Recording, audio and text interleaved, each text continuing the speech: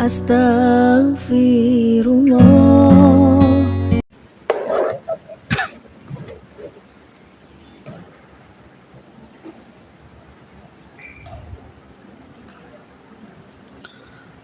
Bismillahirrahmanirrahim. Assalamualaikum warahmatullahi wabarakatuh.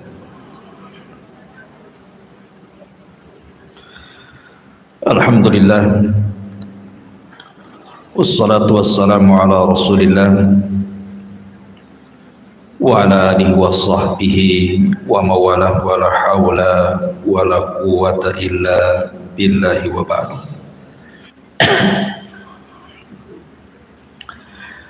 Kita lanjutkan kajian kita, masih membahas kitab Arba'in Nawawi, dan kita masuk pada hadis ke-26.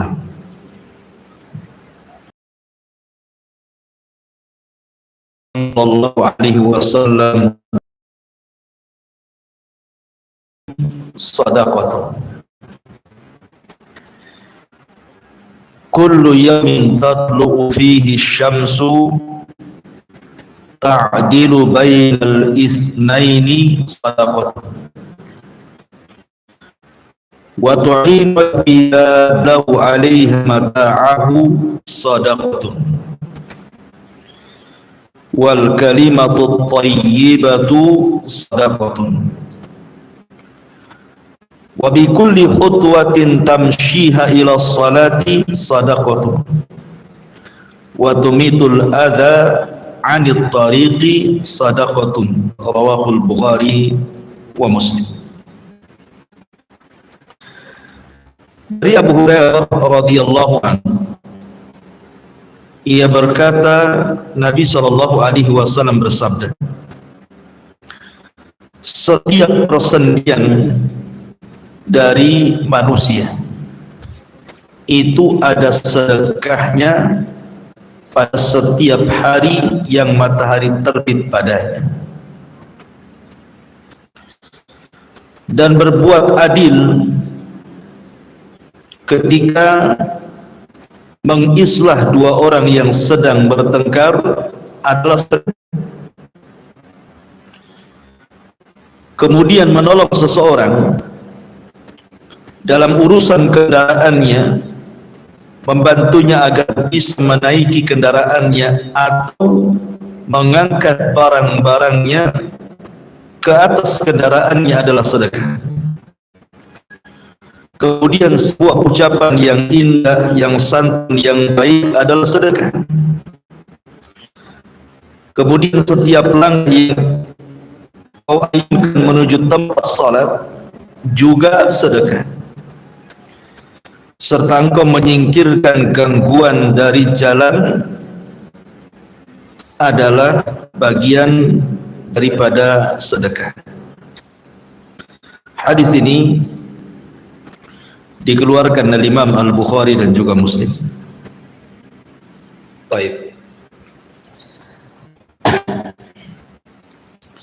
Hadis ini menjelaskan kepada kita bahwa sedekah itu tidak mesti menggunakan uang. Sedekah itu tidak mesti menggunakan uang. Ada perkara-perkara tanpa uang juga dianggap sedekah. Sebab kalau seandainya sedekah itu mesti dengan uang, kasihan orang-orang miskin tidak bisa bersedekah.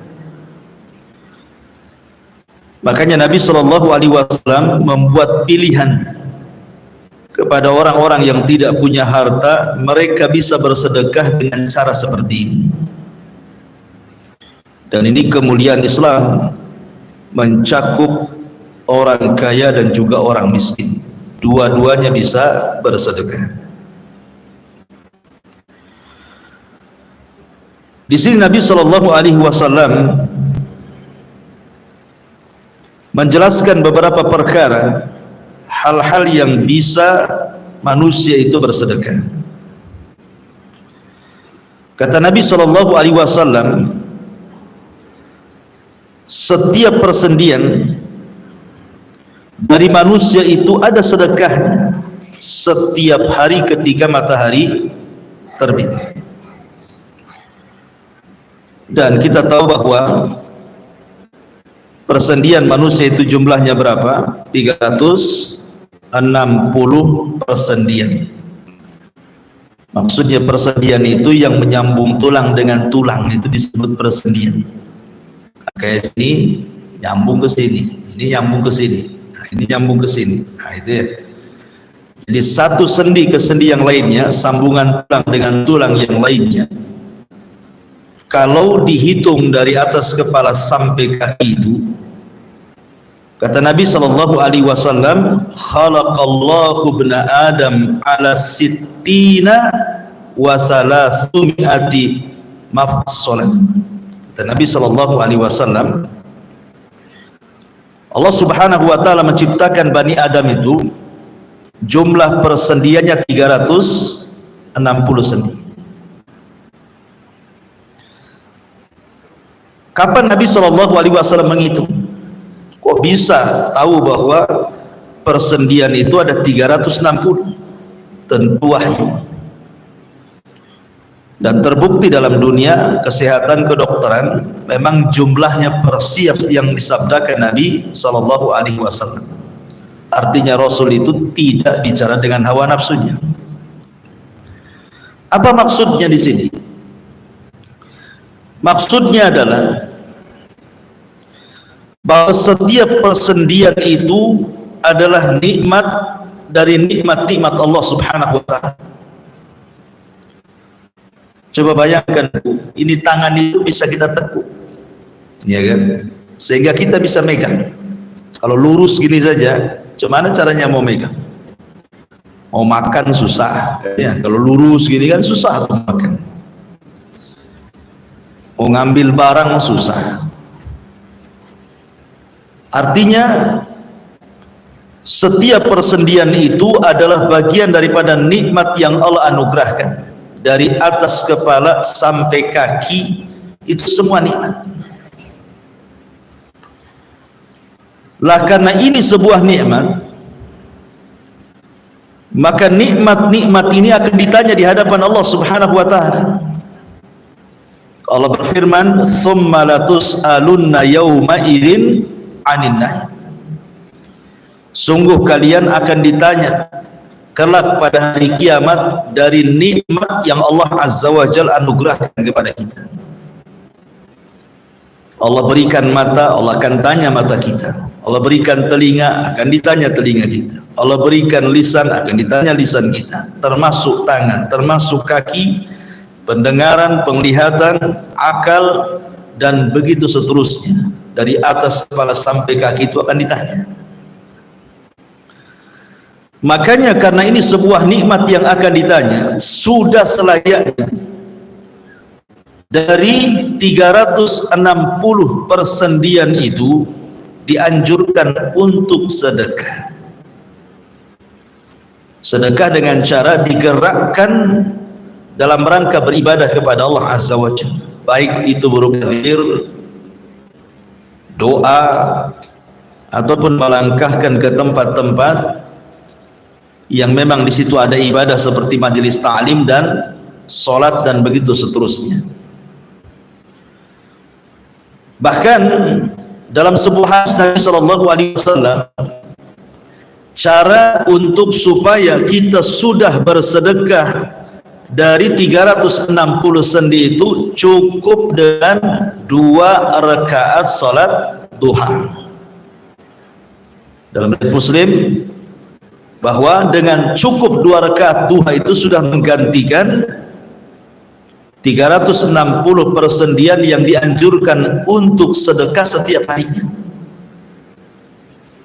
Artinya di sini sekali lagi bahwa kita harus menghadapi nikmat itu dengan syukur. Badan yang kita miliki ini adalah nikmat dari Allah Azza wa Jalla. Makanya dalam Al-Quran Allah mengatakan wa fi anfusikum afala tubsirun, dan dari diri kalian itu ada kekuasaan Allah kalau kalian mau melihat. Kalau kita mau ngaca gitu ya, dari kepala sampai kaki itu semua nikmat. Bagaimana Allah Subhanahu wa taala letakkan masing-masing anggota badan itu sesuai dengan letaknya. Ya, mata di situ, hidung di situ, telinga di situ, dan begitu seterusnya. Baik. Kemudian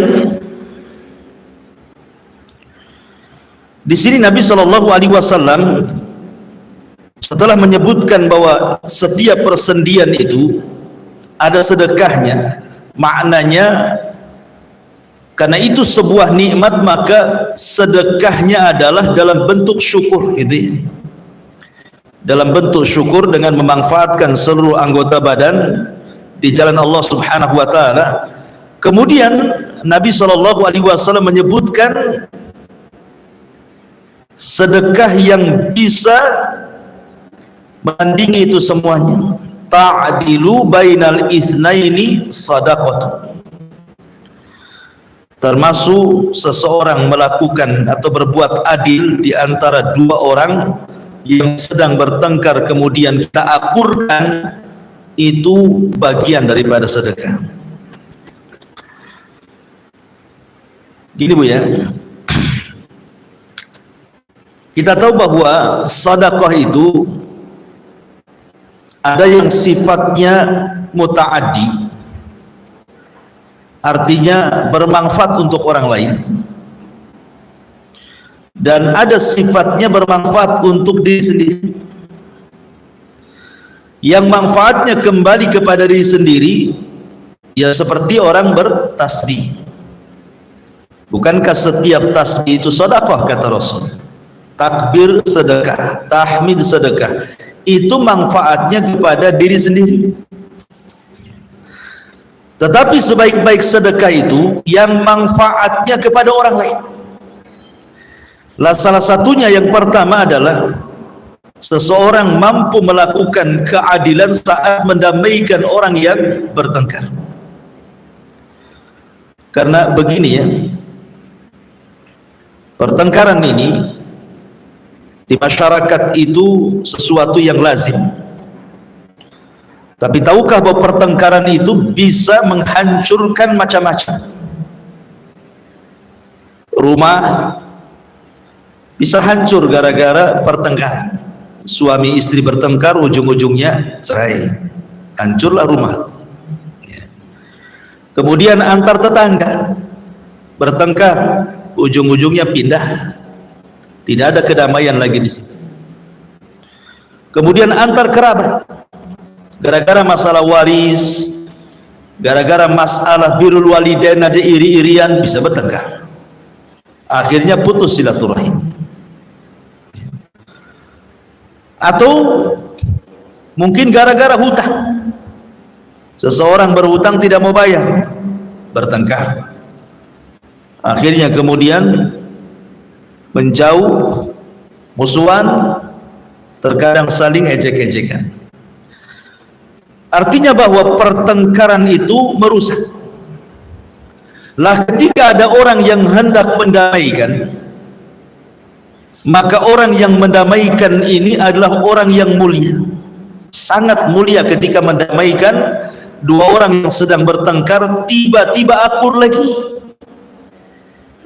Makanya kan tidak semua ada orang yang mau juru damai kan, nggak ada orang yang juru damai itu, karena memang resikonya besar. Orang yang juru damai itu bisa dimusuhi oleh salah satunya atau dimusuhi dua-duanya. Itu risikonya juru damai itu. Makanya pahalanya besar orang yang juru damai itu. Sampai-sampai Nabi Shallallahu Alaihi Wasallam bersabda dalam hadis yang dikeluarkan Imam Abi Dawud dan Tirmidzi dari hadis Abi Darda radhiyallahu anhu.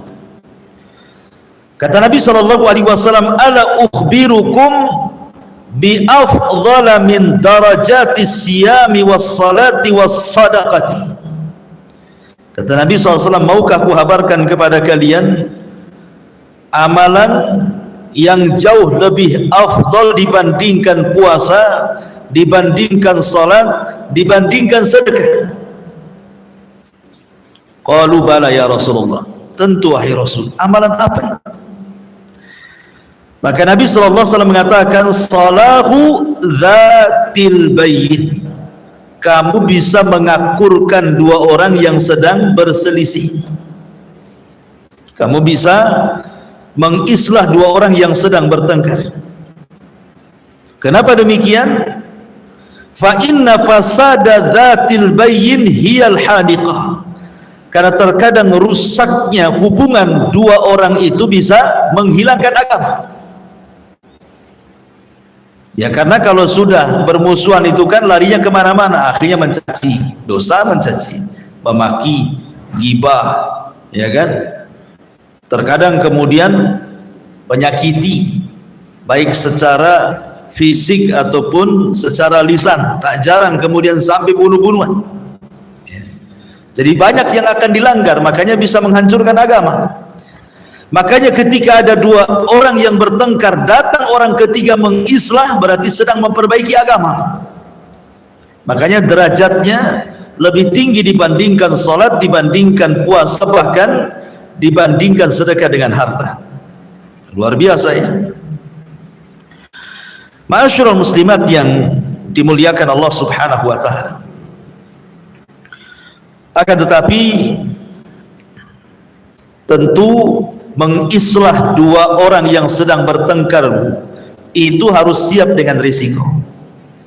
Makanya Rasul sallallahu alaihi wasallam mengatakan kepada para sahabatnya, dan juga tentu ini nasihat kepada kita. Kata Nabi sallallahu alaihi wasallam, berangkatlah, islah dua orang yang sedang bertengkar walaupun mereka hendak mengusir diri. Karena itu risiko kan. Terkadang kita mau mengislah, kita pula dimarahi, diusir gitu. Kata Rasul, coba saja. Suruh dicoba gitu. Kalau tidak bisa ya sudahlah. Yang penting saya sudah mengakurkan keduanya. Kalau belum akur ya saya serahkan kepada Allah Azza wa Jalla. Tetapi tentu harus ada adab-adabnya ibu ya. Tidak kemudian melihat ada orang yang bertengkar langsung ibu nyelonong ke situ mengislah keduanya. Nggak bisa macam itu. Umpamanya ibu punya tetangga, ada suami istri lagi bertengkar, langsung nyelonong aja ke rumahnya. Ada apa ini? Nggak boleh. Ya. Jadi tidak bisa langsung menyelonong itu saja. Harus ada adab-adabnya kan. Ada sesuatu yang bisa kita masuk, ada sesuatu yang tidak bisa kita masuk di situ. Kecuali kalau diminta. Kalau nggak diminta jangan loncat pagar. Karena itu urusan orang itu. Kemudian juga ada hal-hal yang harus diketahui selain daripada harus tahu batasan-batasan itu. Juga hendaklah seseorang itu, kata para ulama, hendaklah mengikhlaskan niat. Jadi kalau kita hendak mendamaikan orang itu, ibu harus betul-betul ikhlas, memang ingin mendamaikan. Karena terkadang kalau tidak punya ikhlas, terkadang mendamaikan, tahu-taunya memihak salah satunya, kan bahaya. Atau karena ketidakikhlasan, bukannya makin damai, makin pula disulut emosinya, gara-gara datang orang ketiga. Jadi betul-betul ikhlas karena Allah Subhanahu wa ta'ala. Kemudian juga betul-betul harus adil, tidak boleh kemudian jomplang ke salah satunya.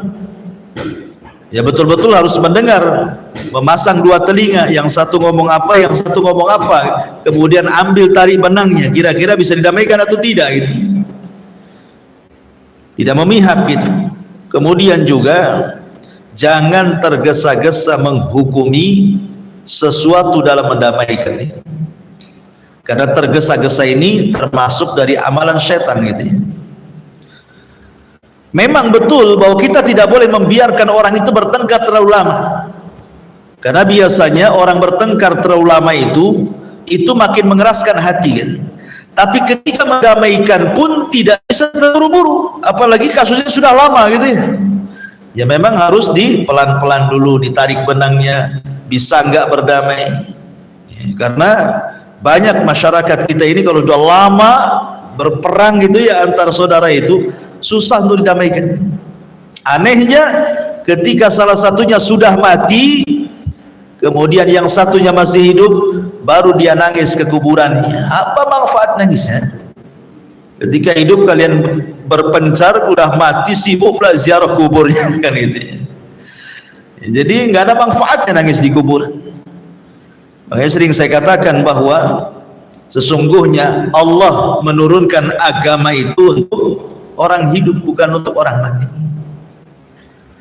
Jadi selama hidup itulah kita berdamai, bukan ketika hidup kita bertengkar, sudah mati sibuk ke kuburan mendoakan dia. Kayak ada anak gitu ya, bertengkar dengan orang tuanya sampai nyakiti orang tuanya. Tiba-tiba orang tuanya sakit kemudian meninggal, barulah dia ziarah ke orang tua ke kuburannya kan itu. Sedihlah di situ, seolah-olah anak paling berbakti itu. Nah, ngapain orang sudah mati kan itu? Waktu hidup kemana gitu bahasanya. Jadi agama itu untuk orang hidup. Seperti ada orang yang nggak pernah sholat, tapi ketika mati minta kemudian diiklankan di masjid, inna lillahi wa inna ilaihi raji'un. Sholat pun tidak, minta diumumkan di masjid. Atau tidak pernah baca Quran, ya, ketika mati sibuk minta dibacakan Yasin. Waktu hidup kemana nggak baca Quran kalian? Jadi hal-hal yang seperti ini harus dipahami. Kemudian juga untuk menambah keberanian ketika kita mendamaikan orang itu, harus tahu bahwa pahala orang kalau bisa sampai mendamaikan itu berarti mendapatkan pahala di atas puasa, sholat dan sedekah. Ya, kalau kita tahu pahalanya kan senang kita jadinya ya mendamaikan itu. Jadi bayangkan pahalanya. Kemudian juga sebab diampuni dosa, diangkat amalan, dan begitu seterusnya. Tetapi ibu juga harus paham, kalau memang ibu ini objeknya, artinya ibu itu yang bertengkar, datang orang mendamaikan, ya, datang ada orang mendamaikan, hendaklah kita bersyukur masih ada orang ketiga yang mendamaikan. Karena terkadang orang ketiga itu diperlukan, yang bisa mendamaikan itu. Makanya kalau ada orang yang mendamaikan pihak yang bertengkar itu, cobalah buka hati. Nah, boleh jadi orang yang mendamaikan itu membawa solusi. Buka hatinya, buka matanya, buka telinganya. Kemudian dia ingat mati. Sampai kapan gitu ya. Bahkan ada seorang syekh itu bercerita, di suatu ketika dia berkhutbah di masjid tentang masalah silaturahim. Khutbahnya itu tentang masalah silaturahim. Tiba-tiba kemudian setelah khutbah ini ada salah seorang yang menangis. Sudah tua orang ini. Tiba-tiba kemudian ketika syekh selepas sholat Jumat kemudian hendak pulang, dihadang di pintu masjid, tiba-tiba dirangkul kemudian menangis. Kemudian di pojokan lagi ada orang menangis lagi. Rupanya orang ini dengan orang yang di pojok itu adalah dua orang yang bersaudara-saudara kami. Sudah puluhan tahun sholat satu masjid tapi tidak berdamai gara-gara urusan waris. Pada sholat satu masjid sering ketemu di situ, tapi gara-gara waris yang satu di pojok satu di sini. Tersadarkan dia dengan ceramahnya syekh. Akhirnya kemudian keduanya didamaikan oleh syekh ini. Pulang, Allah takdirkan salah satunya meninggal. Kemudian yang masih hidup datang kepada syekh, dia menangis sesegukan gitu ya, menyesal gitu. Masa gara-gara harta kemudian harus bertengkar sampai puluhan tahun. Sekarang saudara sudah meninggal, apa nunggu meninggal dulu gitu ya? Tidak seperti itu juga ya. Maka hendaklah seseorang itu harus memahami bahwa Ketika ada orang mendamaikan, bersyukur, lapang dada, ingat kematian, dan juga berdoa kepada Allah agar jangan sampai dikeraskan hatinya. Ini yang pertama, mengislah di antara orang yang sedang bertengkar. Tapi sekali lagi Bu ya, kalau ibu dimintai pendapat hanya satu pihak saja, jangan memberikan solusi. Pamannya nih, kan berkawan nih di satu pengajian nih, tiba-tiba kemudian ada orang yang surat kepada ibu, Om ada waktu enggak? Ada apa Om? Ini saya ada masalah dengan suami. Kira-kira pendapatnya gimana? Udah cerai aja, cari lagi yang kaya. Banyak duda kaya. Ini ibu ini bukan kompor gas 5 kilo itu sudah yang di atasnya 5 kilo itu. Jangan ngompori orang. Kalau bisa damaikan. Kita kan tidak tahu, karena nggak pernah cerita suami. Kalau satu pihak itu kembali kepada agamamu. Kalau ada orang curhat satu pihak, maka kembalikan kepada agama. Apa kembalikan kepada agama? Bahwa asal cerai itu tidak baik. Maka nasihati, sebaiknya kembali kepada suami. Kembali kepada suami. Walaupun umpamanya kita tahu bahwa suaminya itu kurang ajar gitu kan. Karena kita belum mendengar sebelah pihak kan gitu ya. Baru satu pihak. Kalau hanya mendengar satu pihak, kembalikan kepada hukum asal. Bahwa bercerai itu tidak baik. Nasihati, suruh balik, suruh sabar gitu ya. Jadi itu yang harus dipahami ketika mendamaikan dua orang yang sedang bertengkar. Kemudian yang selanjutnya kata Nabi sallallahu alaihi wasallam, wa tu'inur rajula fi dabbatihi fatahmiluhu 'alaiha aw tarfa'u lahu 'alaiha mata'ahu sadaqatun. Kemudian kata Nabi sallallahu alaihi wasallam, menolong seseorang dalam urusan kendaraannya, membantu agar bisa menaiki kendaraannya, atau engkau mengangkat barang-barangnya ke atas kendaraannya, kalau itu dilakukan maka itu bagian daripada sedekah. Baik. Masyarul muslimin, muslimat yang dimuliakan Allah Subhanahu wa taala. Bicara tentang ihsan kepada manusia, berbuat baik kepada manusia, ini kan bagian kecil gambaran. Contoh gitu ya. Bukan berarti contohnya ini saja, tidak. Ini sebagai contoh. Kalau seandainya ada orang minta bantuan, entah tetangga mau pindah rumah, ya kan, mungkin tidak ada yang ngangkat barang, ibu langsung datang bantu. Atau ada tetangga yang sakit, ibu punya kendaraan dan tidak sedang kemana-mana, apa salahnya? Ayo saya antar. Itu maksudnya. Atau umpamanya ada orang yang sedang berjalan di jalan itu, kawan umpamanya nampak dia rumahnya jauh, ya ikut saya saya antar, walaupun mungkin berlainan arah gitu, tidak apa-apa, antar, ada masalah apa, kan itu sebagai sedekah sebenarnya. Cuman masalahnya kalau tidak dikenal, ya tidak dikenal, kata Syekh Utsaimin rahimahullahu taala, maka dilihat. Kalau tidak kenal ya, kalau seandainya kita menganggap itu sebuah penipuan atau kejahatan, yang sekarang kan diantara trik-trik kejahatan kan begitu ya, di jalan raya nyotop-nyotop orang gitu ya, tahu-tahu dia rampok pula atau penjahat pula. Kalau memang insting kita ke situ, takut ya, maka tidak perlu ditolong. Tapi kalau seandainya feeling kita memang dia membutuhkan, bahkan kalau seandainya sampai membahayakan nyawa dia, kita berdosa kalau tidak menolong.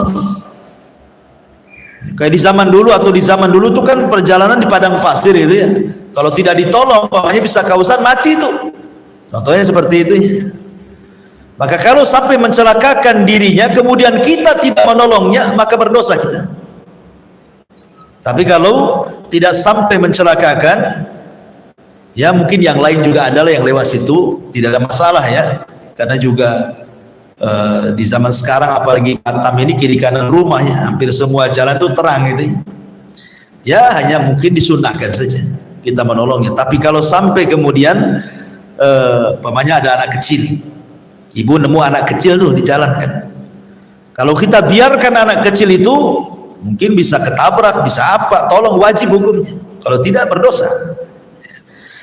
Lah di sini Nabi SAW bahwa di antara bentuk sedekah adalah menolong saudaranya, dan menolong saudaranya itu macam-macam, terutama menolong kerabatnya, menolong keluarganya.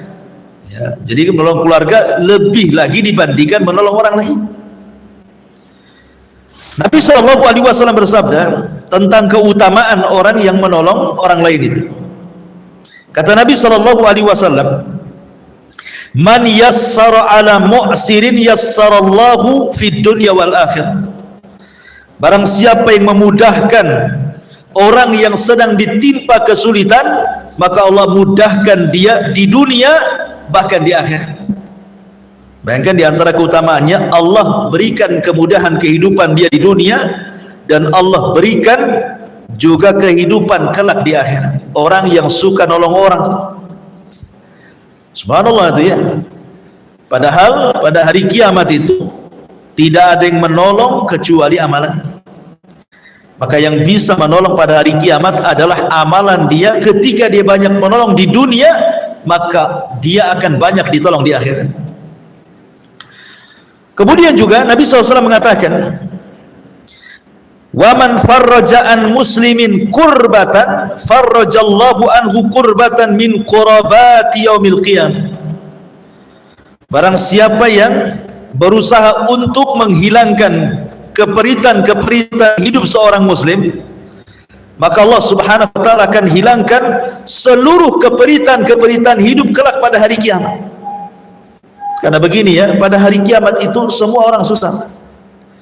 Bagaimana matahari didekatkan, bagaimana keringat dicucurkan, bagaimana dia akan berdiri dan tidak bisa duduk, apalagi dibaringkan badannya, sehingga akan banyak kesulitan.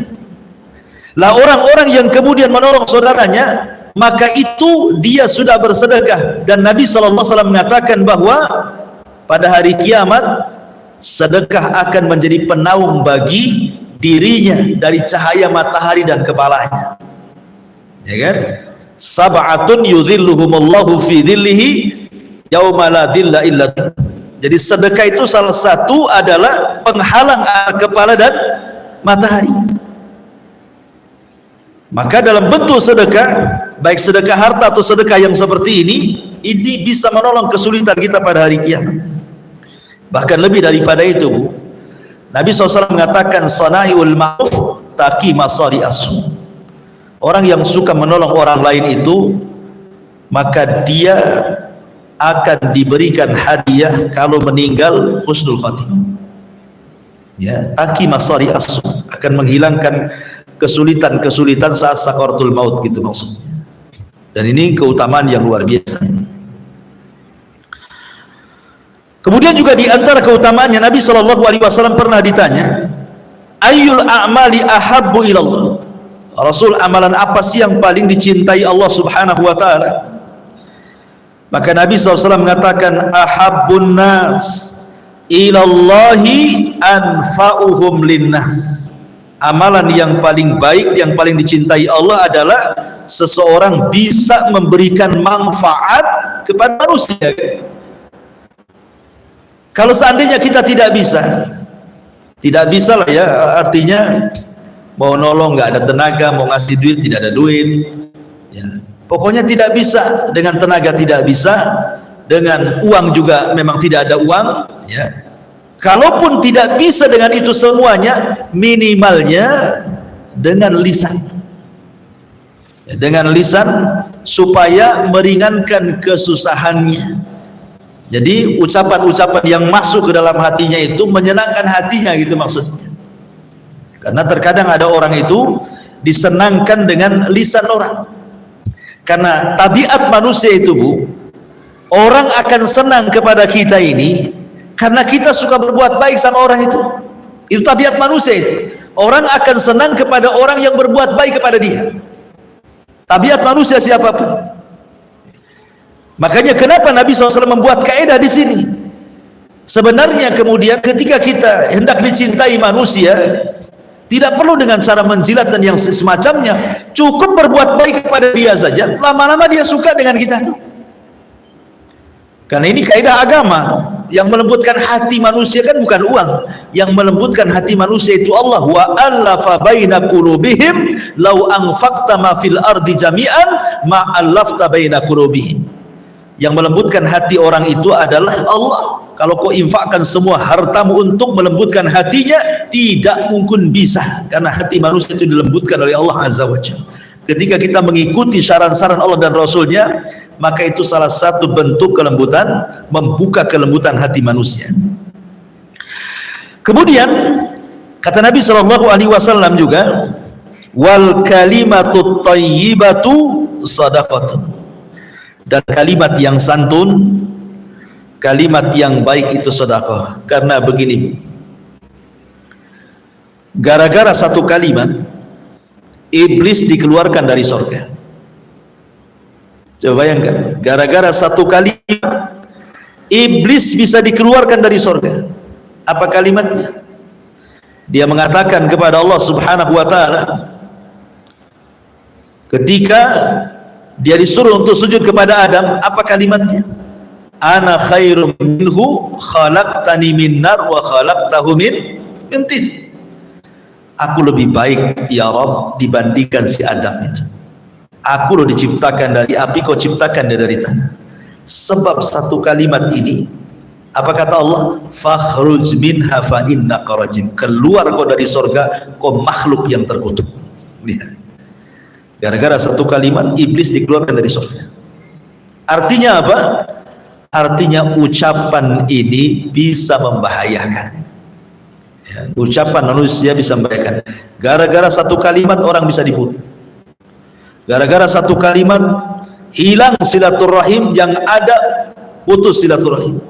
Gara-gara satu kalimat gitu ya, terjadi pertengkaran di mana-mana. Gara-gara satu kalimat suami bisa mencerai istri.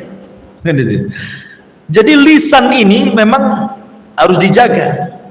Makanya Nabi SAW sampai mengatakan dalam sebuah hadis itu, wa innal abda la yatakallamu bil kalimati la yulqiha habana. Ada seorang hamba, kata Rasul, mengucapkan satu kalimat. Lihat, ibarah Nabi SAW tidak mengatakan berkalimat-kalimat, tidak. Terkadang ada seorang hamba mengucapkan satu kalimat, tapi satu kalimat ini mengandung kemurkaan Allah, diucapkan tanpa sadar. Bayangkan, diucapkan tanpa sadar, satu kalimat ini mengandung kekufuran, mengandung kemurkaan Allah. Apa kata Rasul? Yahwi sahibuha fi nari jahannam ab'ad ma bainal masyriqi wal maghrib. Cukup bagi dia ditenggelamkan ke dalam jahanam yang dalamnya lebih jauh dibandingkan jarak antara barat dan timur. Gara-gara satu kalimat.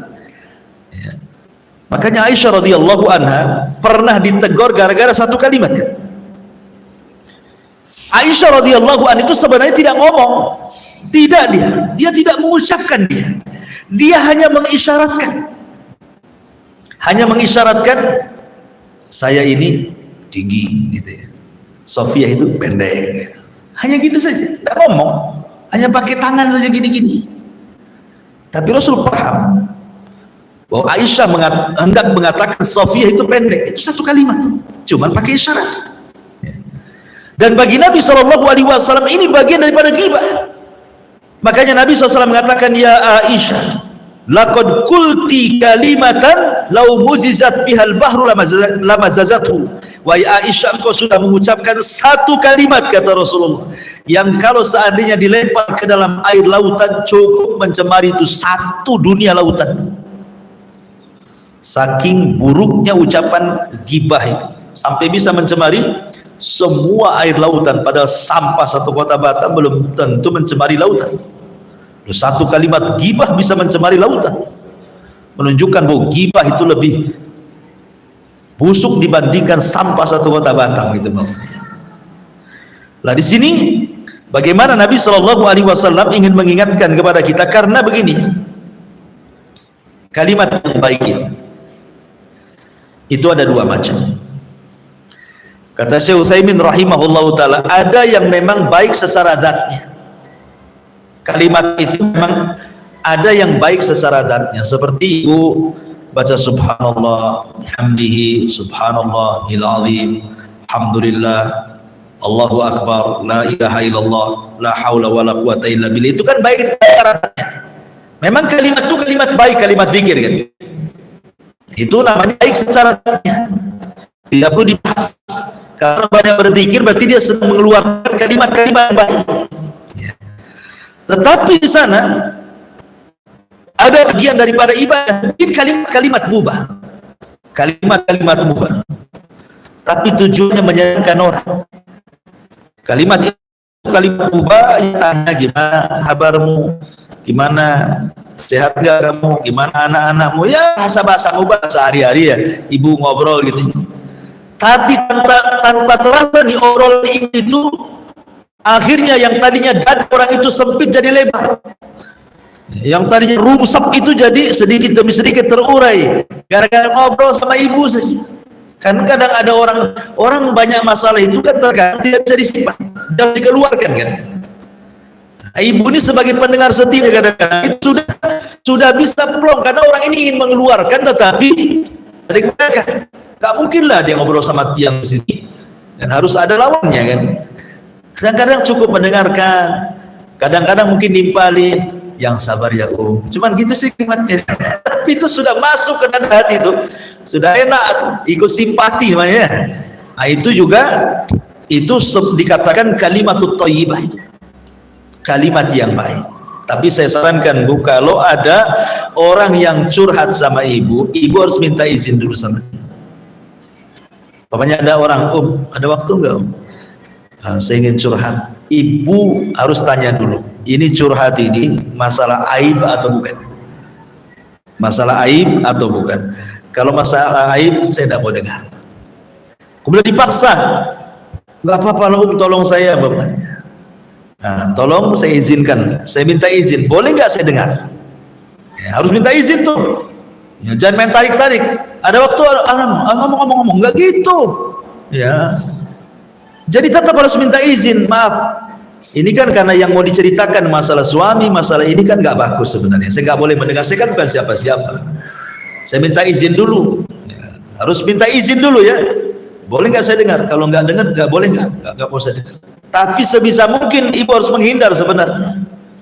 Kalau memang dia mau menceritakan aib dirinya atau orang lain, sebenarnya harus menghindar. Kecuali kalau memang dia butuh dan mungkin dia merasa bahwa ibu ini bisa memberikan solusi, maka ini masuk pada hadis Nabi SAW, idza stansahaka fansah. Apabila saudara meminta saran, berikan dia saran ya, jadi tidak main langsung dulu ya. Baik, jadi ini juga termasuk sedekah, adalah al-kalimatut thayyibah. Dan keutamaan orang bicara dengan santun itu banyak ya. Pertama, memang kalimat yang baik itu sedekah sebagaimana yang kita sudah bahas di sini. Yang kedua, kalimat yang baik itu bisa ta'aluful qulub, bisa menyatukan hati. Kalimat yang baik itu bisa menyatukan hati, yang tadinya keras itu jadi lembut. Kemudian juga kalimat yang baik itu intisar al syaitan. Kalimat yang baik itu sebenarnya sedang mengalahkan setan, sedang mengalahkan setan, karena setan itu berusaha untuk tahris. Tahris itu berusaha untuk membuat orang itu musuhan. Maka dengan kalimat yang baik dia berdamai. Maka ini salah satu melawan setan dengan kalimat yang baik. Kemudian juga kalimat yang baik itu takunun najatu minan nar, bisa menjauhkan dari api neraka, menyelamatkan dia dari api neraka. Dan kalimat yang baik juga salah satu bisa menggugurkan dosa. Berdasarkan hadis Nabi SAW, inna min mujibatil maghfirati badlus salam wa husnul kalam. Kata Rasul, sesungguhnya yang mewajibkan orang itu diampuni dosa-dosanya adalah dengan cara menjawab salam dan mengucapkan kalimat yang santun ya. Tapi sebaliknya Bu, Kalau kalimat itu yang keluar dari lisan ibu itu tidak baik, menunjukkan ibu itu su'ul adab. Kalau ada orang yang omongannya pedas, kasar, berarti tercerminan dari akhlak dia itu. Berarti orang itu memang jelek akhlaknya. Karena akhlak itu kan terbagi tiga, kata para ulama ya, dari kepala dari leher ke atas. Dari leher ke atas. Kemudian dari leher ke bawah, kemudian tangan. Leher ke atas itu identik dengan mata dan lisan. Ya, mata dan lisan. Kalau suka melotot, suka marah, itu nggak punya akhlak tuh kepalanya. Tapi kalau suka tunduk, senyum, ngomongnya bagus, itu akhlak, berakhlak. Berarti kepalanya berakhlak. Ya. Kemudian tangan, suka nolong. Ya, panjang tangan, ringan tangan. Panjang tangan apa ya? Balik. Ringan tangan lah ya. Suka nolong, suka bantu gitu ya. Itu berarti tangannya berakhlak. Kemudian dari leher ke bawah, ya, kalau leher ke bawah nih, ibu kalau lagi ngomong sama orang, ya, badan kita menghadap dia tuh, berarti berakhlak. Walaupun yang kita ajak bicara ini adalah mungkin orang yang derajat di bawah ibu. Karena banyak orang-orang yang ketika ngobrol itu tidak menghargai orang yang diajak ngobrol. Badannya kemana gitu ya. Walaupun kepalanya ke arah, tapi badannya tidak lurus ke orang yang ngobrol, tidak dihargai. Harusnya kalau udah ngomong itu kita hadapi, ya, didengerin, betul lah, itu beradab tuh. Ya, itu dari leher ke bawah tuh. Karena ada yang lagi ngobrol karena mungkin merasa mungkin dia pembantu atau apa gitu ya, orang miskin, atau bagi dia mungkin derajat di bawah dia, kadang-kadang nampak sombong. Tidak boleh. Manusia di sisi Allah itu sama, mau anda orang kaya orang miskin sama saja. Yang bedakan itu takwa di hadapan Allah Azza wa Jalla. Itu kan anda saja merasa lebih terhormat menurut anda sendiri kan itu, tapi menurut Allah sama saja. Belum tentu orang kaya lebih mulia dibandingkan orang miskin, ataupun sebaliknya, karena banyak orang miskin juga sombong, orang miskin sombong lagi kan. Jadi menunjukkan bahwa kalau jahat lisannya itu dia sedang su'ul adab. Dan biasanya kalimat yang buruk itu membuat orang lari. Orang itu tidak suka sebenarnya. Makanya kenapa Nabi SAW sampai oleh Allah Subhanahu wa taala dikatakan, fabima rahmatin minallahi linta lahu walau kunta ghalidhal qalbi lan faddu min hawlik. Kata Nabi, kata Allah Subhanahu wa taala dalam surat Ali Imran ayat 159, dengan rahmat dari Allah engkau lembut kepada mereka wahai Muhammad, sebab kalau kau keras mereka akan lari. Makanya biasanya orang yang kotor lisannya orang nggak suka, biasanya memang nggak suka. Kalau lisannya itu kotor orang nggak suka tuh, kecuali sesama lisan kotor. Nah itu lain lagi. Nah, mungkin satu geng lah itu ya, karena al arwahu junudun mujannadah, ruh itu akan bergabung dengan gengnya. Kalau lisannya kotor pasti akan berjumpa dengan lisan kotor juga. Tapi kalau lisannya baik berjumpa dengan lisan kotor nggak mau dia, ruhnya nolak tuh. Makanya di sini kalimat yang jelek itu membuat orang lari, membuat orang lari. Walaupun dia ahli ngaji, walaupun cadaran, walaupun nikung, walaupun kaos kakinya rangkap 3 rangkap, kalau lisannya lebih panjang dari jilbabnya itu gak suka orang. Kemudian juga ucapan yang jelek itu bisa qadahun fil iman, masalahnya itu bisa mencacati iman orang. Kenapa demikian? Karena Nabi SAW yang mengatakan bahwa al-muslimu man salimal muslimuna min lisanihi wa yadihi. Seorang muslim itu dikatakan muslim kalau orang lain selamat dari lisan dan tangannya. Berarti kalau seandainya orang itu tidak selamat dari lisan kita dan tangan kita, dipertanyakan keimanannya itu, cacat imannya. Karena seorang muslim itu harus selamat. Makanya saya kemarin sudah saya jelaskan ketika menjelaskan hakul muslim ala muslim situ itu. Apa sih mana ucapan salam itu? Assalamualaikum. Ucapan salam ini bukan ucapan biasa. Ucapan salam itu artinya kita memberikan keamanan dan keselamatan bagi dia. Seolah-olah kita menyingkat dengan assalamualaikum. Kalau mau dirinci, ya, kalimat assalamualaikum itu, aku datang kepadamu, aku tidak akan mengucapkan kalimat jahat, kalimat kotor, tidak akan menggibah, tidak akan mengambil hartamu, tidak akan membunuhmu, tidak akan menumpahkan darahmu, tidak akan kan kepanjangan kalau ngomong itu. Cukup dengan assalamualaikum, saya berikan keselamatan, kamu tidak akan saya sakiti. Itulah ucapan assalamualaikum, dari situ maknanya.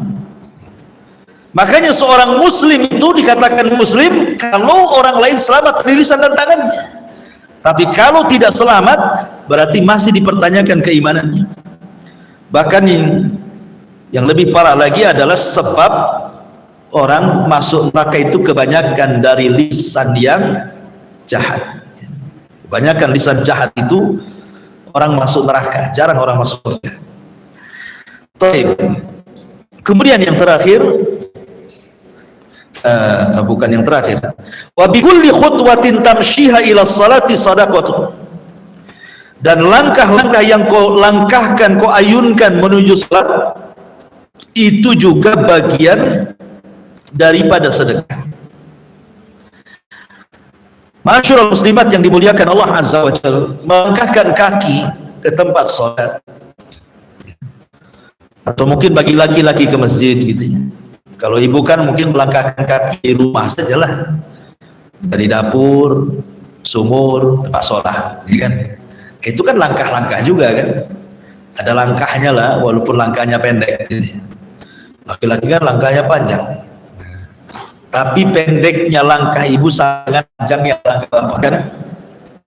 Orang-orang yang suka melangkahkan kaki untuk sholat sini, kata Nabi SAW, lam yakhud khutwatan illa kutibat lahu hasanatun wa muhiyat anhu sayyi'atun.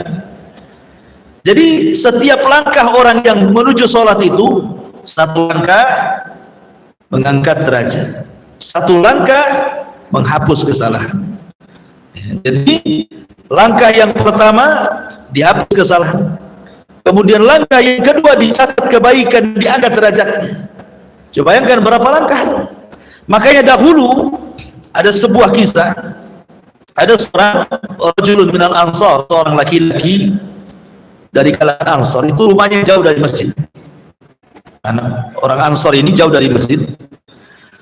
Jadi kemudian dikatakan kepada orang Ansar ini, karena dia kan jalan kaki itu dari masjid dari rumah ke masjid itu. Jadi ada orang yang ingin menolong.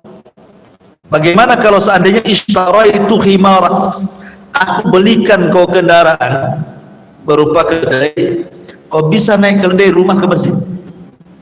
Itulah dulu orang dulu. Orang dulu itu luar biasa. Isi tidurnya masih enak kan. Ini dibuat pula gunung. Jadi kalau mobil itu di tengah-tengah dia nggak bisa jalan tuh, jadi timbangan jadinya. Ya, jadi itu dosa sosial tuh, jangan dilakukan. Ya kalaupun harus karena ada maslahat, mungkin ada sekolah, ada apa, ya kan? Takut orang kencang-kencang di situ. Yang benar sajalah buat polisi tidur itu. Jangan bapak polisi yang tidur, buat anak polisi aja yang tidur itu. Ya, yang kecil-kecil itu, jadi kan nggak membahayakan orang. Ini enggak. Yang herannya nih, kadang-kadang di depan rumah itu ada lubang, dan persis depan rumah dia. Kadang-kadang dia pun tersakiti dengan lubang itu. Kadang-kadang tersakiti dengan lubang itu, sudah tahu depan rumah dia. Apalah salahnya kan, beli pasir ke atau ambil tanah, tutuplah lubang itu. Dia sendiri tersakiti, apalagi orang yang jalan di situ, nyantai saja di situ kan gitu ya. Padahal kalau dia tahu amalan membuang hal-hal yang bisa membahayakan itu besar sekali. Walaupun ini serendah-rendahnya iman.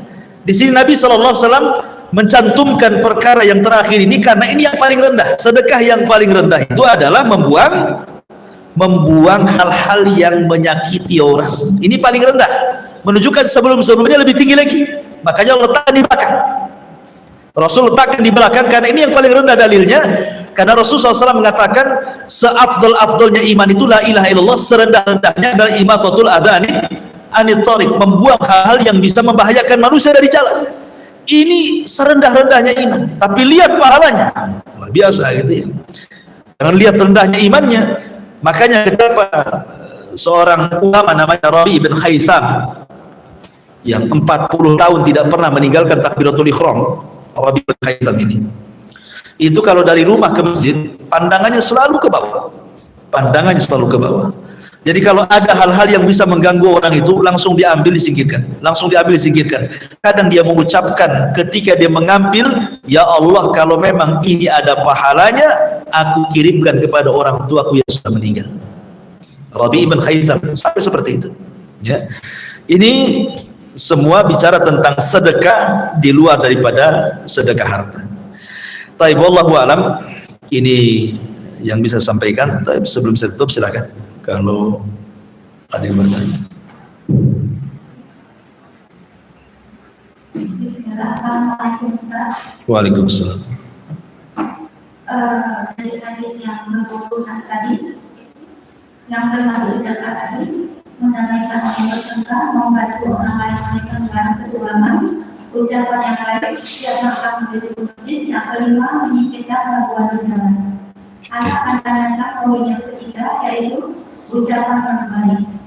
Tadi Ustaz ada singgung masalah hubungan antara umat. Di sini anak-anak Ustaz. Ketika kita mendapatkan sosok teman yang memang akhlaknya kurang baik ya Ustaz. Hari pertama dia datang, dia curhat, kita mendengarkan apa yang dia bicarakan. Keluh kesahnya baik dengan suaminya maupun keluh kesahnya tentang keuangan ekonomi. Hari-hari berlalu terus demikian sampai masa ya jadi anak 5 tahun ya betul mengenal orang yang seperti itu. Ternyata kita melihat memang apapun yang didapatkan ya seperti itu, walaupun sudah pergi kajian dia tidak bisa mengubah akhlaknya. Terus ketika kita mengingatkan dengan secara baik, dia tidak paham bahasa kita Ustaz. Ternyata jika kita sekali dengan kasar, dia paham Ustaz. Ya, contohnya begini Ustaz, ketika dia mau cerita panjang, langsung kita stop. Dia sudah pulang yang pulang. Malah kita lagi bicarakan. Nah, dengan itu orang yang lebih paham Ustaz, dia langsung menghentikan kata-katanya dan dia pulang. Yang anak tanyakan Ustaz, bolehkah kita bersikap demikian? Sebab ketika kita menasihatkan kata-kata yang baik dengan hadis yang Ustaz sampaikan, maksudnya kasar di situ meninggikan yang tadi itu Ustaz, meninggikan kata-kata yang bukan menyebut kalimat kotor kan? Iya. Oke. Iya, alhamdulillah. Harus dibedakan ya, kalau kasar dengan tegas itu beda. Itu kan tegas ya, dengan cara mengkat atau meninggikan suara gitu ya kan. Ya kadang itu kan teori menasihati. Teori menasihati asal jangan keluar kalimat-kalimat yang kalimat itu berbau dosa, seperti kata-kata binatang atau kata-kata yang dianggap kasar gitu ya, atau yang menyinggung. Ya kalau hanya tegas saja, memang orang ini tidak bisa. Kan ada orang itu yang diajak ngobrol terus muter dulu ke Batam Center, ke Tiban, baru ke Batu Haji. Kan ada muter-muter dulu baru ke situ. Intinya ke situ sebenarnya. Cuman karena takut menyinggung perasaan jadi muter-muter dulu dia. Ya. Tapi ada orang yang diajak putar-putar makin pusing dia.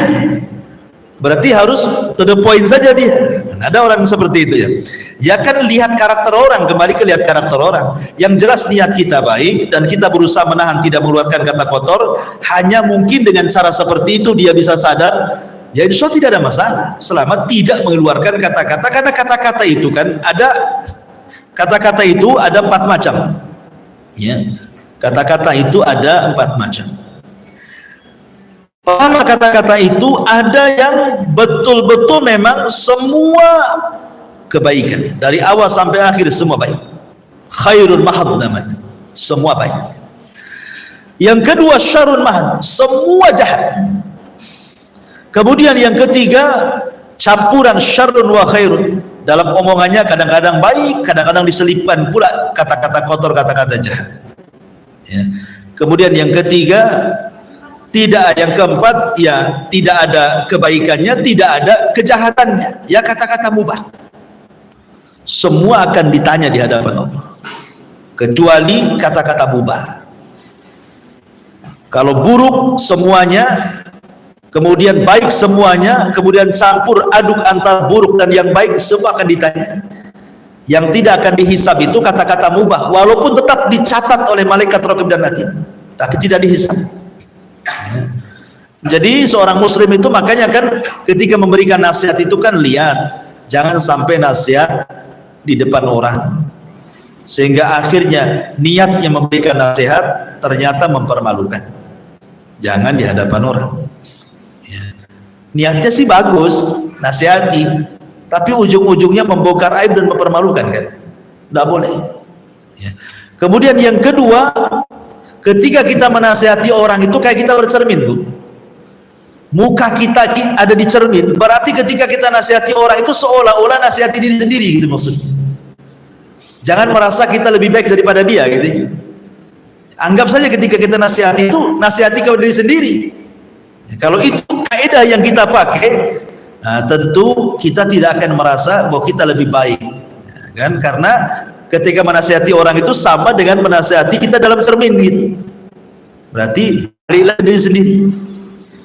Kemudian juga memilih waktu, memilih kata, kosakata dan begitu seterusnya, karena kata Abdullah ibn Mas'ud radhiyallahu anhu, hati manusia itu ada ikbalnya, ada idbarnya. Ada ikbalnya, ada suatu ketika mudah dia mendapatkan nasihat, ada suatu ketika itu sulit mendapatkan nasihat. Hati manusia itu kadang-kadang seperti itu. Kadang lagi seneng, enak, ngomong apa saja nggak peduli. Ada lagi rungsep, ngomong apa saja masuk ke perasaan, sakit hati. Iya. Jadi ada waktu-waktunya iqbal dan idbar. Carilah waktu-waktu ketika dia iqbal hatinya, ketika dia menerima nasihat, disitulah. Sehingga diperlukan memilih waktu, memilih tempat, memilih kosakata gitu ya. Kemudian dimuqaddimahi dengan apa dulu supaya senang dia gitu. Ajak makan bakso dulu, baru sudah kenyang baru ngomong bapaknya kan itu. Karena dia suka bakso bapaknya. Atau ajak kemana dulu, jalan dulu ke Barelang sana. Nah, sampai di sana dihajar gitu. Maksudnya cari tempat, cari waktu, cari kata itu karena ada sisi-sisi kelemahan hati itu. Nah, waktu sisi kelemahan dari nasihatnya. Ya, ini kan teori-teori yang disebutkan para ulama. Kenyataannya berat nasihati orang. Makanya kenapa pahalanya lebih besar dibandingkan sholat, puasa dan sedekah. Ya, nasihati orang itu karena berat gitu, dan itu amalan yang paling mulia ya. Mendakwai orang itu amalan yang paling mulia, sampai-sampai Rasul mengatakan wa man ahsanu qaulan mimman da'a ilallah. Siapa lagi ucapan yang lebih indah dibandingkan orang yang mengajak manusia ke dalam agama Allah? Nggak ada lagi. Itu yang paling tinggi itu. Makanya nasihati orang kan ngajak orang ke agama supaya dia baik, supaya dia berubah kan gitu. Makanya risikonya berat, kadang-kadang dimusuhi, kadang-kadang kita pula dihujat, kadang-kadang kita pula dimusuhi dan begitu seterusnya. Ya saya kira tidak masalah kalau hanya tegas saja, udah sekali-kali dilembuti gitu ya, habis dimarahi kasih duit gitu, senang dia. Apa-apa mari terus saja lah biar dapat duit. Allah. Iya.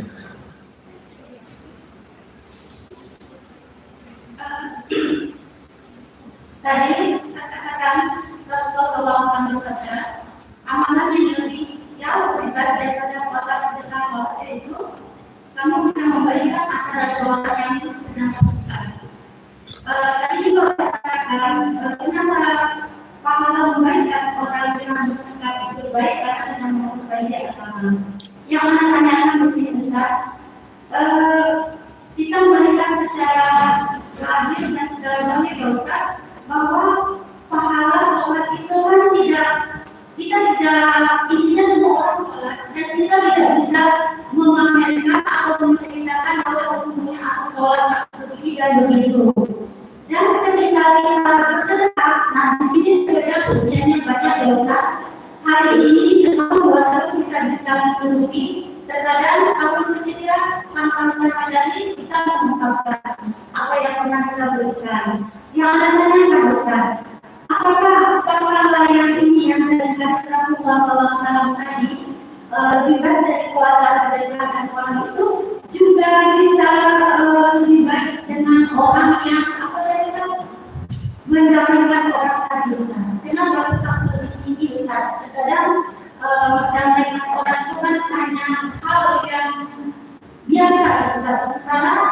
dalam hadis sholat itu kan amalan yang luar biasa dan Maksud di sini sholat sunnah ya, puasa sunnah, sholat sunnah, sedekah sunnah ya. Kalau yang wajib ya tidak bisa diimbangi lah. Ya. Maksud di sini kalau yang sholat wajib ya tidak bisa diimbangi dengan seperti ini. Maksudnya puasa sunnah, sholat sunnah, sedekah sunnah. Karena itu kan kembali, kenapa demikian? Karena hal-hal yang sifatnya ubudiyah itu kembali kepada orang yang mengerjakan. Tapi kalau kita mendamaikan orang, itu sifatnya mutaaddi. Manfaatnya bukan untuk diri sendiri, tapi orang lain juga. Tapi kalau sholat itu manfaatnya hanya untuk pribadi kita saja. Sholat sunnah, puasa sunnah, sedekah sunnah kan kembali ke kita. Tapi kalau memperbaiki orang lain itu kembali ke kita dan orang itu. Makanya ada kasus ya, Imam Syafi'i rahimahullah ta'ala, ketika dia bermalam di rumah Imam Ahmad Ibn Hanbal, muridnya, Imam Syafi'i tidak sholat malam. Sampai-sampai kemudian kata putrinya Imam Ahmad, masa seorang imam besar dia meninggalkan qiyamul lail, kok tidur terus? Harusnya kan seorang alim itu harus ya nampak sholat gitu ya sepanjang malam. Jadi tanyakan kepada Imam Syafi'i, apa jawaban Imam Syafi'i? Semalam saya tidak sholat itu, bukan saya tidur, saya memikirkan satu hadis dan saya bisa mengeluarkan dari satu hadis itu 100 faedah. Apa itu hadis? Hadis tentang cerita Abu Umair yang punya burung namanya Nughair itu. Rasul mengatakan, ya Aba Umair ma fa'ala Nughair, wahai Aba Umair, apa yang dilakukan, bagaimana kondisi burung Nughair, burung pipit yang dipelihara mati itu ya. Jadi nangislah si Abu Umair. Mana anak-anak itu kalau kehilangan, dia lebih sedih kehilangan mainannya ya dibandingkan orang lain gitu ya. Kalau sudah tua mungkin pasangannya, kalau anak-anak kan tengoklah kalau mainannya ya. Saya itu ada anak niswa itu sampai bola-bolanya diambil kucing, nangis guling-guling. Kucingnya tidak boleh ngambil ya kan? Karena memang anak-anak seperti itu kan, kalau mainannya hilang tuh kayak sedih banget. Jadi Rasul datang kepada Abu Umair itu yang belum balik, ya Abu Umair ma fa'ala Nughair, dengan ada apa Abu Umair, kata, dicandai sama Nabi. Ada apa Abu Umair, gimana kondisi burungmu? Kata mati Rasul gitu. Kecekik itu keinjak namanya anak-anak gitu. Hadisnya cuma segitu, sekutit itu hadisnya. Tapi Imam Bukhari bisa mengeluarkan 100 faedah dari hadis ini. Dia tidak tidur ya. Artinya bahwa ketika dia menggali ilmu untuk disampaikan kepada orang, itu lebih baik dibandingkan sholat malam sampai dari Aisyah sampai subuh gitu ya. Kenapa? Karena manfaat menyampaikan ilmu itu kepada orang untuk diri dan orang lain lagi. Tapi kalau sholat kan manfaatnya untuk diri sendiri. Sama dengan mendamaikan orang, itu kan dakwah juga tuh. Manfaatnya bagi orang lain, makanya lebih baik ya. Kalau sedekah sunnah, sholat sunnah atau puasa sunnah kan kembali ke diri sendiri. Itu maksudnya ya. Allah ya. Waalaikumsalam.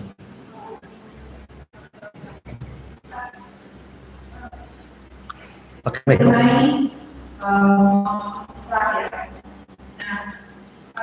kita posisinya adalah sebagai keponakan. Jadi ada saudara kita, tante kita, dulu dengan kakak kita itu belum puluhan tahun. Oke. Dan sudah banyak yang menanti mereka masuk ke sekarang mati. Nah, sekali kita mungkin kita pengalaman kecil. Padahal kita harap dan paham sedikit mengenai usaha mendamaikan kedua orang ini. Bagaimana sebaiknya, apakah dibiarkan aja sampai mereka meninggal? Tapi kita harus berusaha, karena kita jangan mesti tidak tahu apa-apa. Karena memang jangan kita ada juga satu, kita juga tahu yang mereka itu ada di mana. Iya. Ia kan berusaha untuk mendamaikan kan terus saja, nggak bisa kemudian berhenti dengan sekali coba langsung kemudian sudah nggak bisa namanya. Itu namanya sudah kalah sebelum perang kan itu ya. Terus saja cari upaya saja, nggak bisa cara A, cara B, nggak bisa langkah B, langkah C, carilah. Ya. Bahkan dalam mendamaikan orang itu boleh berdusta. Dalam Islam itu dusta nggak boleh. Tapi dalam mendamaikan dibolehkan berdusta itu. Banyak datang kepada orang yang musuhan itu. Sebenarnya si Anu, saya kemarin ketemu si Anu loh, Masya Allah. Dia kalau ngomong sama kamu itu memuji-muji, padahal tidak pernah muji itu. Supaya maksudnya, betul tak kan itu ya? Mungkin awalnya percaya nggak percaya kan? Kayak petiris yang bolong aja, mana ada dia muji saya. Awalnya mungkin dia berpikir seperti itu. Tapi ketika kita pergi, kadang-kadang ucapan orang itu melekat loh dalam hati. Mungkin ketika ngobrol biasa-biasa aja, tapi akan kepikiran tuh sama dia. Nanti besoknya datang ke dia. Nah, terkadang harus dibohongi seperti itu. Boleh bohong ketika mendamaikan orang, tapi jangan sampai bohong itu kebablasan. Maksudnya dalam mendamaikan saja, jangan sampai kemudian keluar daripada itu. Tetapi kalau memang belum bisa didamaikan, ya harus tarik ulur lah. Masa kita harus memaksa? Kan tidak bisa juga maksa orang, ayo damai sekarang. Kayak anak-anak ya enak aja ditarik, salaman kamu kan gitu ya. Nanti anaknya salaman, orang tuanya tak salaman sampai mati. Ya. Kan ada tuh anak tetangga dengan tetangga kan, gara-gara anak bermasalah tuh tetangga tuh. Anaknya suruh salaman anaknya, main lagi dia. Ibunya dengan ibunya ini nggak pernah akur sampai pindah rumah. Yang satu ke Batam Center, yang satu ke Barelang, nggak ketemu. Padahal anak sudah akur kan. Apalagi yang bertengkar ini orang tua ya. Pamannya merasa bahwa yang bertengkar ini paman-paman atau bibi-bibi yang usianya jauh kan itu ya. Nah, itu perlu pendekatan yang ekstra karena kan sama dengan mendamaikan orang tua. Itu harus dilembutkan hatinya. Apalagi orang tua awam ya. Ya saya kira pertama ya berdoa kepada Allah supaya kedua-duanya dilembutkan hatinya. Kemudian juga upayakanlah cari orang ketiga untuk mendamaikan. Terkadang kalau kita tidak sanggup mendamaikan orang, cari orang yang bisa mendamaikan orang tersebut. Ya, jangan kemudian kita tidak bisa dipaksakan juga. Cari orang ketiga, cari ustadz, cari apa gitu ya, supaya yang disegani orang yang bertengkar itu. Kalaupun sudah diupayakan, ya sudahlah, ya kan. Berdoa saja kepada Allah Azza wa Jalla. Nanti lain waktu lagi, mulai lagi. Tapi jangan sampai kemudian kita dikalahkan dengan setan. Setan kan begitu. Kalau kita berdoa, berdakwah kemudian tidak pernah berubah, akhirnya dia mengatakan ya sudahlah, ngapain saya dakwai dia, nggak berubah-berubah juga. Itu setan menang di situ. Karena tugas kita berdakwah itu bukan memaksa orang mengikuti dakwah kita, tapi menyampaikan kebenaran sampai kepada dia, sampai dia sadar. Kalau tidak sadar-sadar memang taufik milik Allah, tapi jangan berhenti berdakwah gitu maksudnya. Sebab kalau sampai berhenti berdakwah, masuk pada hadis tentang kisah Bani Israil. Ketika ada dua orang yang bersaudara, yang satu soleh, yang satu tidak soleh, akhirnya yang soleh ini bosan mendakwai kawan yang tidak soleh karena tidak sadar-sadar. Salah pula dia mengucap dan mengatakan, demi Allah kalau engkau tidak tobat, ku jamin kau tidak akan keluar dari neraka, ku jamin kau tidak akan diampuni dosanya. Padahal dua kalimat ini kalimat takdir. Jangan ngomong seperti itu. Sorga dan neraka itu milik Allah. Kita tidak berhak mengatakan ku jamin kau tidak akan keluar dari neraka. Loh, neraka ini milik Allah. Kita bisa jamin pula. Kau tidak akan diampuni. Ampunan milik Allah. Hanya gara-gara salah ngomong padahal niatnya baik kan. Dia sudah bosan menasihati karena tidak sadar-sadar. Akhirnya mengucapkan kalimat yang di luar kesadaran dia. Akhirnya melewati takdir Allah. Dari situ ketika dua-duanya diwafatkan, justru yang orang soleh ini dimasukkan ke neraka. Kenapa? Karena tidak bertobat dari lisannya, tidak mencabut kata-katanya. Yang jahat ini di ujung hayatnya dia tobat, masuk surga dia. Itu menunjukkan ampunan milik Allah. Jadi ketika menasihati juga jaga kata-kata, gitu ya. Jangan sampai seperti orang ini. Wallahu a'lam. Iya.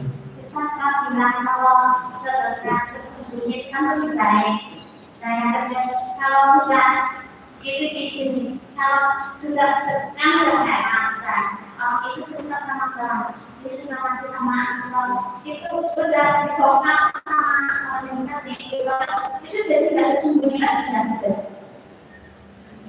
Maksudnya orang awalnya sembunyi-sembunyi.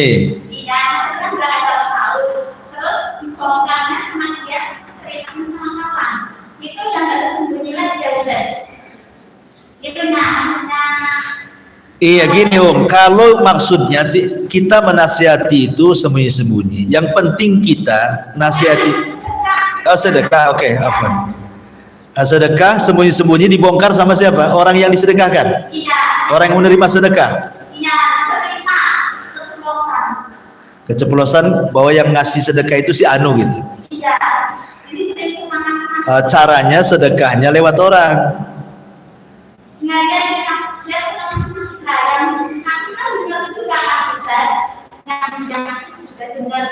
Maksudnya dia diceritakan kepada orang itu muji atau ngenyek gitu bahasanya ya.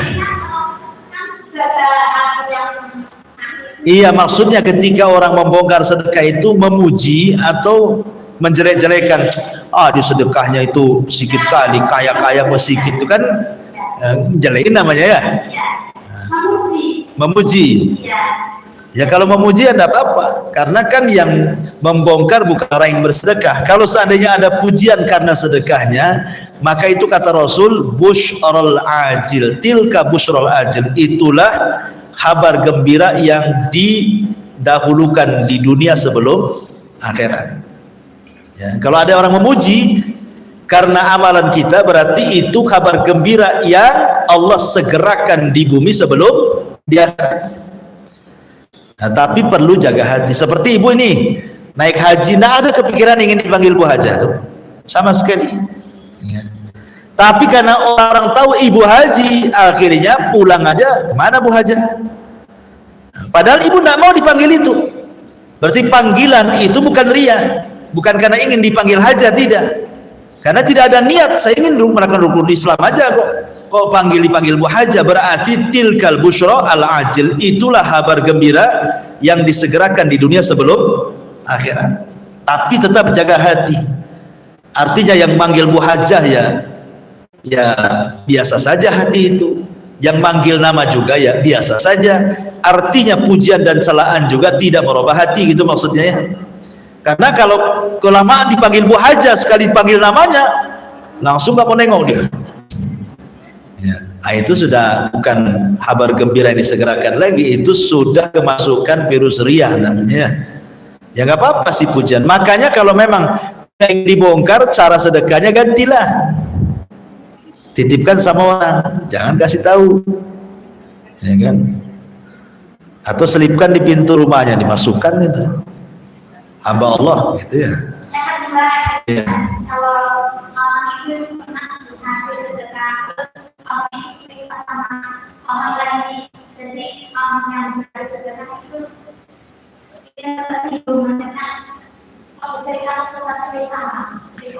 Nggak usah tersinggung lah. Kenapa tersinggung?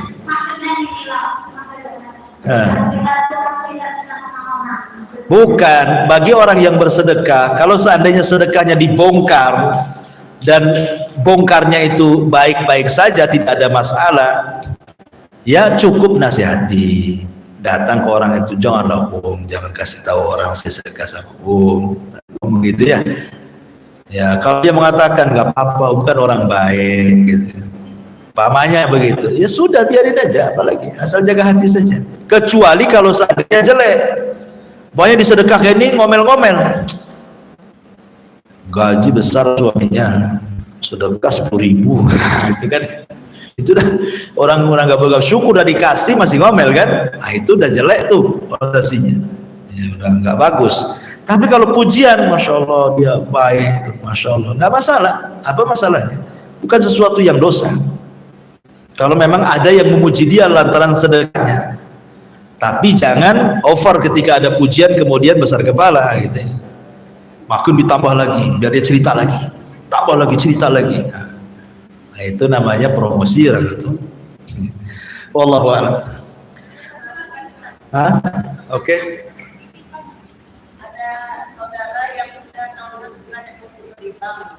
Oke.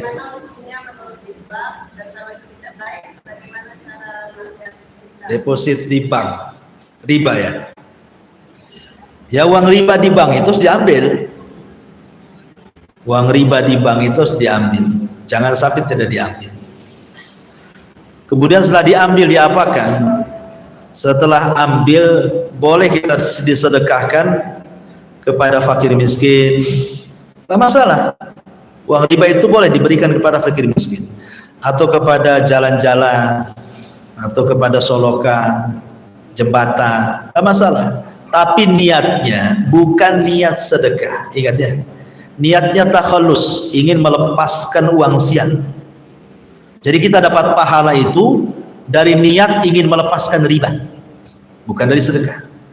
Boleh umpamanya ada saudara, ada tetangga punya utang, pakai uang riba aja, bayar pakai uang riba ini, ya. Atau ada orang sakit tetangga, punya biaya, nggak apa-apa. Ulama membolehkan, tidak ada masalah. Walaupun ada yang membatasi uang riba itu hanya diperbolehkan untuk yang sifatnya dihinakan saja, jalan, jembatan dan yang lainnya. Tidak, bisa untuk fuqara orang sakit. Tapi sekali lagi niatnya bukan untuk sedekah, tapi niatnya takhallus, melepaskan diri dari riba. Di situ letak pahalanya. Melepaskan dari uang sial, kasihkan orang. Wallahu a'lam. Ya. Tuh belakang tuh. Nah, kasih mic-nya ke belakang.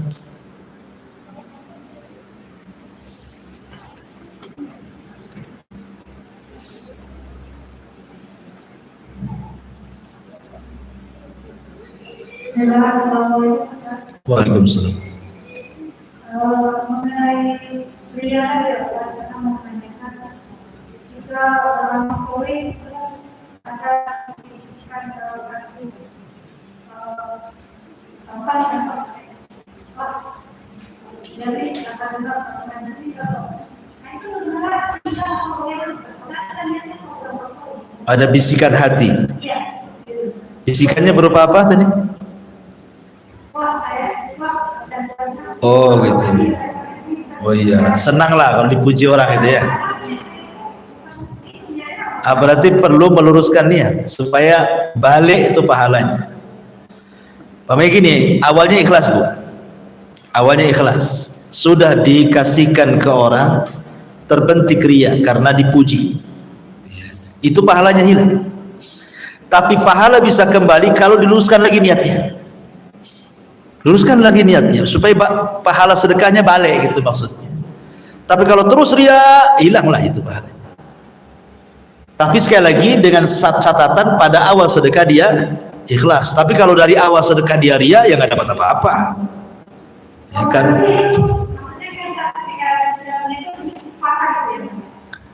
Iya, maksudnya di was-was itu kan dari setan itu kan. Ya kita ta'awud saja kepada Allah. Ya Allah, ini nggak benar ini. Yang penting kan awal sedekah niatnya ikhlas, itu yang penting. Kalau di tengah kemudian ria, namanya manusia terkadang kan dengan pujian-pujian itu besar kepala. Itu hilangkan rianya supaya pahalanya balik gitu maksudnya ya. Tapi kalau dari awal sudah ria, yang dapat apa-apa walaupun di tengahnya ikhlas. Ini sholat nih, lillah, Allah. Udah 2 rakaat nih, ya kan? Datang ustaz sebelahnya, dilamain aja sholatnya. Biar ditengokin ustaz di sholat saya lama. Di akhir sholat, astagfirullahaladzim, ini ria nggak boleh. Diterima sholatnya. Kenapa? Karena dia bisa mengalahkan rianya. Ya. Kemudian 2, lillah, sholat. Ria, sampai akhir ria tidak diterima. Yang ketiga, dari awal memang ria. Saya ingin contohkan nih.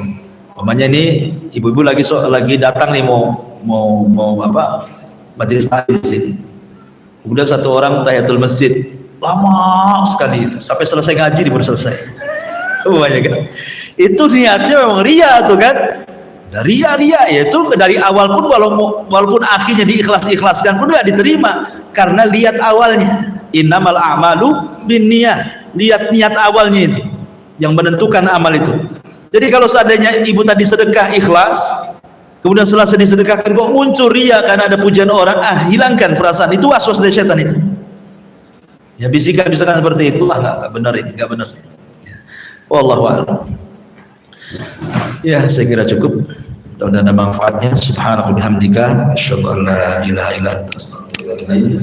Assalamualaikum warahmatullahi wabarakatuh.